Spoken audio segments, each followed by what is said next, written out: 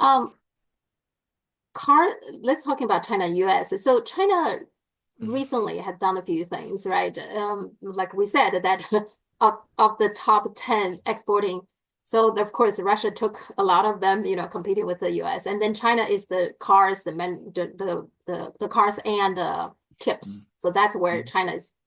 But China has banned rare mineral exports like Yeah, gallium and germanium to the US. And it does seem to mm, hurting the US, even though you don't see a lot of report about that. yeah, But it seems like a hurting even the tech industry and the military industry for the US. yeah. The other thing is recently, just I think last week, China also targeted 28 US defense firms for Yes. sanctions for them to.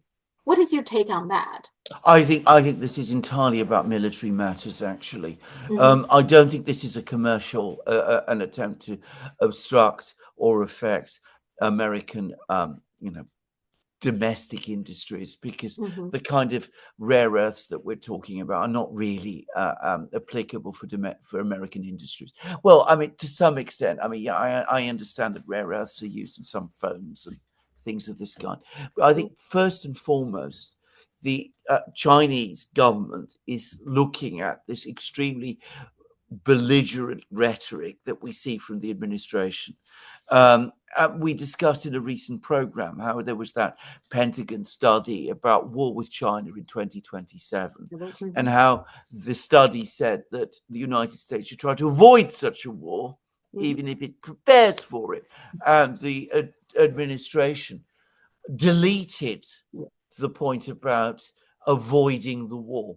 Hmm. So when you're dealing with a country like that, you're obviously going to restrict exports of strategic materials that are going to enable the other side to build up its war machine, the better to attack you.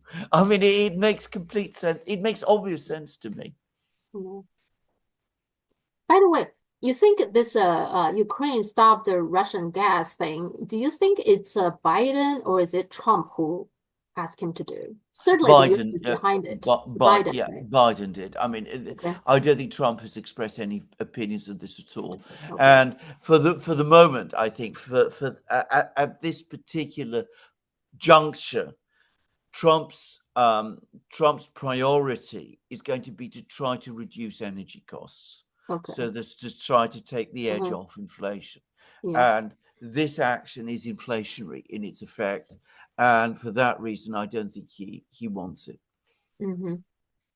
Well, in that case, I mean, the whole thing about this stop the gas to Europe, I think the one country get hurt most probably is Ukraine, isn't it? Absolutely. Because it's Ukraine is now paying the highest price for this. Okay. it's going to pay an enormous price because it's Hmm. not going to get the transit fees. The gas that was transferred across the pipelines to Europe was gas which was also used by Ukraine itself. Hmm. The Yeah. Europeans were paying for it, Hmm. but they'd made arrangements whereby the Ukrainians were allowed to keep some of that gas to use for themselves. And that's now going to end. And I also think that it's hurting the European Union as a whole because the union is supposed to help all the countries, but it seems like right now every country is figure out their own ways to either get some money or get energy or somehow there's no coordination there, right? And it's hurting the whole European project, I think. It is an incomprehensible decision. Now, here you see what has happened because the European Commission would never be able to get European countries that are members of the EU to agree to stop imports of Russian pipeline gas. There's Mhm. no way that Slovakia or Mhm. Hungary would ever have achieved to that. So how do they stop it? They get Ukraine to do it for them. They are so obsessed with stopping Russian energy imports that they're prepared to go to those kind of lengths. I still don't understand it. If you are deeply involved and believing in the European Union project, how can you allow something like this to happen? Right? How can you hurting the members like this? You should provide and produce good stuff so let all the members feel good being part of European Union. Right now, they Sophia, are getting, I don't know, screwed. I mean, What? Sophia, you're talking again like a Chinese person. If you don't mind my saying so. You are thinking of this in the way the Chinese people tend to do. They say, well, look, what you should be trying to do is to maximize the welfare of your Yes. people, make your life better. Yeah. Europeans don't think like this. I mean, some do. I think like this. You'll find all sorts of people who think like this. You ask most people in the street, they think like this.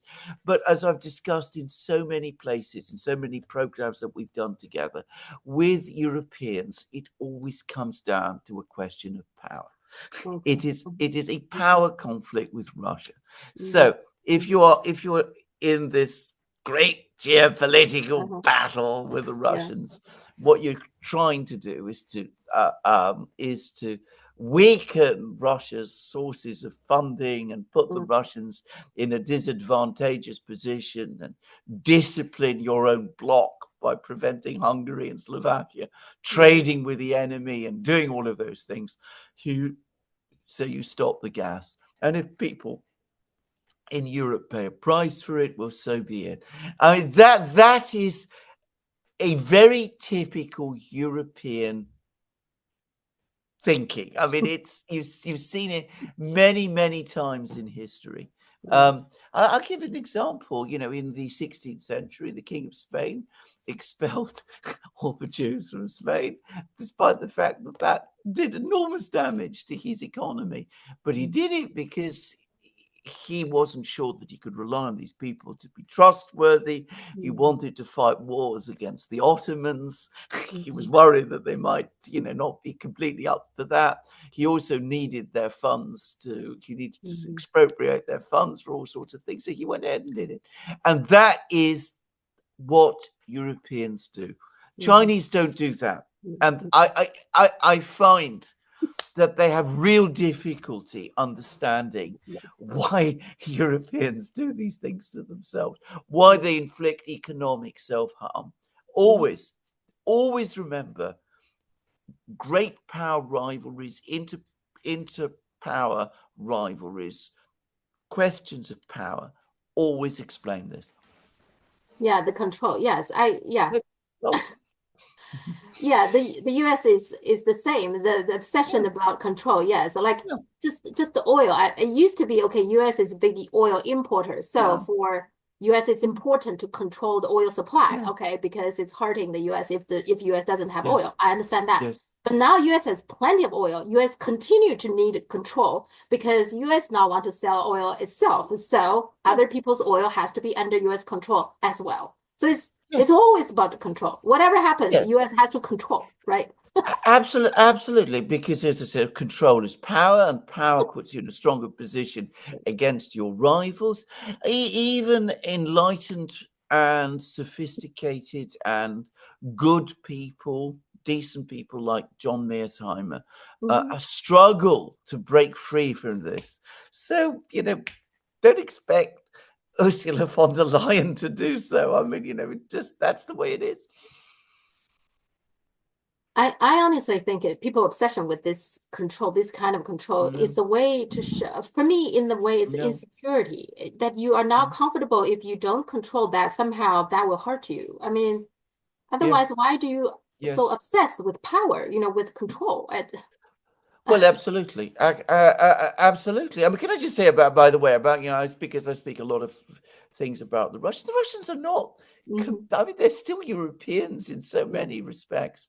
I mean, back in the 1950s and early 60s, when China was looking like it was going to become strong and Mhm, start rivaling the Soviet Union as the leader of the socialist world, what did the Soviets do? They imposed sanctions against China. They've regretted it ever since. They've come to understand what a catastrophic mistake that was. mhm, But mhm, again, it's you yeah. look at China, you see a rising power. You say to yourself, well, you must make sure that it remains the little brother so that we can be the big brother. Yeah.